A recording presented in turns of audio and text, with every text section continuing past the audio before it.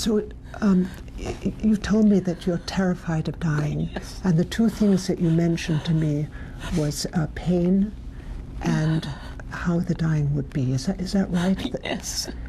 Is that what you want me to talk about a little bit? Yes, my husband choked on his last breath. Okay. He was in such pain.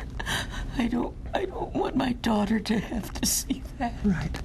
So let me deal with both of those questions first of all. With pain and with the choking and shortness of breath, we can deal with that. We know how to manage that. So those are things you don't have to worry about. With your daughter and with your friends, we can talk about that a little bit later, about how best to tell them about what's happening with you and what to expect. Okay.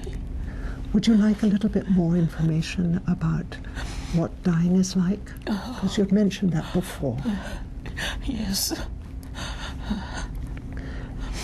Do you have a sense of what it might be like? Do you have a sense of that? No. No. Usually what happens is that people eat less and less. They're not as hungry as before. And that's a normal process as your body starts to slow down. That happens to everyone. It's normal.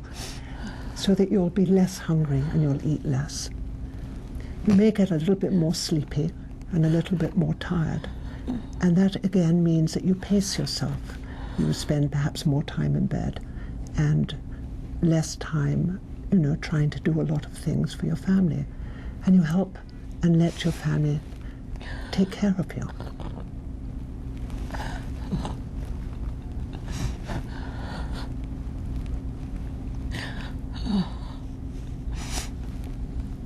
It's so frightening.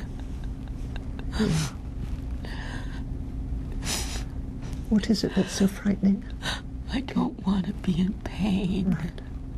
And that you know that we can control so you don't have to be in pain. Do you have pain right now? Not much. No, because we've been able to manage it, and that's going to continue. That's one thing which is definite, that we will manage your pain. And we'll manage any symptom that you have. Okay. I don't know what's going to happen to my daughter. Right. Does she know how sick you are? I don't know. Right. I've tried to keep it from her. Right. I don't know how to tell her. What we can do is, would you like me to speak to the social worker? And we can perhaps set up a meeting. Okay. I know you well, and I've met your daughter, so I can be there too. And we'll have the social worker there. And would you like the chaplain too? Yes. Okay. Okay, we can set that up. Thank you. There's a whole team here to help you.